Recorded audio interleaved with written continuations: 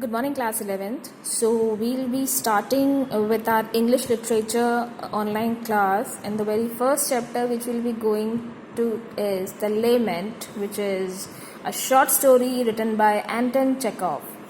Now, students, Anton Chekhov almost born in middle class family in Russia. His first short story appeared in around 1880, and his work greatly influenced the modern short story and drama. And the main theme उसकी जो short stories के थे वो lives pathos, life की मुसीबतें, तकलीफ़ें caused by inability of human being, हमारी inability के थ्रू जो परेशानियां हम क्रिएट करते थे अपनी लाइफ में, उनके ऊपर ये शॉर्ट स्टोरीज़ लिखते हैं। और परेशानियां क्रिएट होती थी, उसके बाद उनके सॉल्यूशंस निकालने बहुत मुश्किल होते थे, और हम चाहते थे कि हम किसी से कम्युनिकेट करें।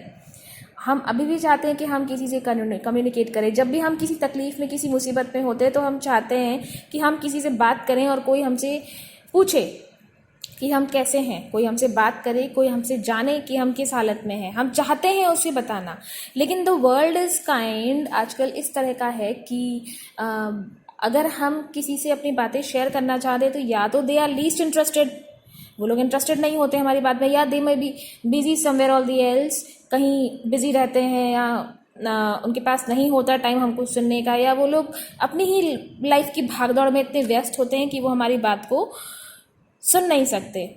जो लोग तकलीफ़ में होते हैं वो चाहते हैं अपनी बातों को किसी को बताना ताकि वो अपना मन हल्का कर सके।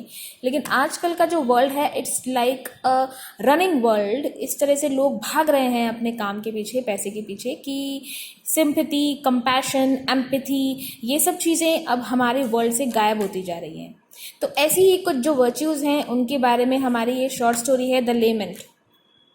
हमारा जो मेन कैरेक्टर है वो है आयाना पटापोव, जो कि एक बूढ़ा है, और उसके पास एक कैब है, हॉर्स कैब है, एक तांगा, ठीक है, हिंदी में हम उसको तांगा बोलते हैं। एक तांगा है जिससे वो लोगों को यहाँ से वहाँ ट्रैवल कराता है, यहाँ से वहाँ ले जाता है और अपनी रोज़ी रोटी कमाता है, ठीक है। अभी उसके बेटे की डेथ हो गई है लास्ट वीक ही, और वो अपनी जो सौरो है, अपनी जो तकलीफ़ है, वो लोगों के साथ शेयर करना चाहता है, अपने इमोशंस, अपने ग्रीव्स, और जो उसने नुकसान उठाया है इस उम्र में वो उनको बताना चाहता है। लेकिन लोग जो हैं वो लीस्ट इंटरेस्टेड हैं उसकी बातों को, उसकी तकलीफ़ों को, उसके इमोशंस को सुनने में, क्योंकि उनके पास अपनी ही प्रॉब्लम्स इतनी हैं कि वो उसकी प्रॉब्लम क्या सुनेंगे। तो ऐसी ही कुछ इनह्यूमन चीज़ें हैं इसमें, not as if inhuman but yes in compassion, heartless, कुछ ऐसी इंसिडेंट्स यहाँ पे इस स्टोरी में देखेंगे हम लोग कि किस तरह से लोग उसकी बातों को इग्नोर करते थे। वो चाहता था शेयर करना, लेकिन लोग लीस्ट इंटरेस्टेड थे उसकी बातों को सुनने में। So here it is twilight, a thick wet snow is slowly twirling around. Snowfall हो रहा है, the newly lighted street lamps and lying in soft thin layers on roofs. आसमान से जो है वो स्नोफॉल हो रहा है, और स्ट्रीट लैम्प्स, रोड्स, सब जगह एक पतली बर्फ की चादर बिछ रही है।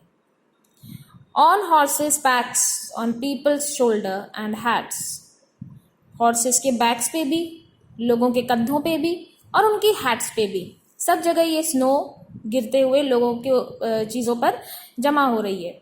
The cab driver Iona Potapov is quite white. जो कैब ड्राइवर है आयाना पटापोव, ये हमारा मेन कैरेक्टर है, इज क्वाइट वाइट, वो काफ़ी पेल है, ठीक है ना। पेल का मतलब होता है जिसमें खून की कमी होती है, और बिल्कुल वाइट दिखता है वो।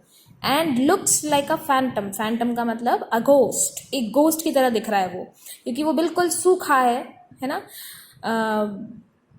बहुत ही पतला है और बहुत ही पेल वाइट है, इसलिए वो एक गोस्ट की तरह दिखाई दे रहा है। He is bend double as far as human body. Normal humans जितना बेंड होते हैं उससे ही कहीं ज़्यादा वो डबल बेंड हुआ हुआ है, क्योंकि उम्र उसकी हो चली है। He is seated on his box, अपना जो कैब का जो बॉक्स है उसके ऊपर बैठा है। He never makes a move, If a whole snowdrift fell on him, it seems as if he would not find it necessary to shake it off. ऐसा कहा जा रहा है, एंटोन चेखोव ने ऐसा बोला है कि अगर एक स्नो ड्रिफ्ट यानी स्नो का एक गट्ठर उसके ऊपर भी नहीं गिर जाएगा तब भी वो उसको हटाने की कोशिश नहीं करेगा, उसको हटाने के लिए नेसेसरी वो सब स्टेप्स नहीं लेगा, क्योंकि वो बहुत लीस्ट इंटरेस्टेड है, वो थोड़ा दुखी है, एक दुख है उसके मन में जो वो उसके चेहरे पर दिखाई देता है. His little horse is also quite white. उसका जो घोड़ा था वो भी काफ़ी वाइट कलर का था. And remains motionless. वो भी हिलडुल नहीं रहा था. Its immobility, its angularity and its straight wooden looking legs, even close by, gave it the appearance of gingerbread horse with a kopeck. उसकी स्थिरता, शार्प कॉर्नर्स और स्ट्रेट वुडन लेग्स जो थे वो ऐसे दिखाई दे रहे थे जैसे कि जिंजर ब्रेड बना हुआ है. कोपेक करेंसी है, ठीक है, कोपेक करेंसी को कहते हैं. जिंजर ब्रेड उस कोपेक करेंसी में बना हुआ है, ना वो हिल रहा है ना वो डुल रहा है, बस चुपचाप स्थिर खड़ा हुआ है. It is no doubt plunged in deep thoughts. Plunged का मतलब होता है कूद पड़ना, ठीक है. कोई भी इसमें डाउट नहीं है कि लोग जो हैं उसको देखकर बड़े डीप थॉट में चले गए. If you were snatched from the plug, from your usual grey surroundings, and were thrown into his slot full of monstrous lights, unceasing noise and hurrying people, you too would find it difficult not to think. अगर हम भी इस तरह की चीज़ें देखेंगे कि एक अकेला आदमी खड़ा है, बर्फ गिर रही है, ठीक है, अंधेरा है और लोग जो हैं वो यहाँ से वहाँ भाग रहे हैं, बस अपने ही कामों में व्यस्त हैं और वो बिल्कुल चुपचाप खड़ा है अपने हॉर्स के साथ, तो ऐसा लगेगा जैसे कि आप किसी डीप थॉट में चले गए हैं, या वो सामने वाला जो जिसको आप देख रहे हो वो बहुत ज़्यादा किसी डीप सोच में है और उसको अपने आसपास के एरिया का कोई आइडिया नहीं कि क्या चल रहा है. Aina and his little horse have not moved from their place for a long time.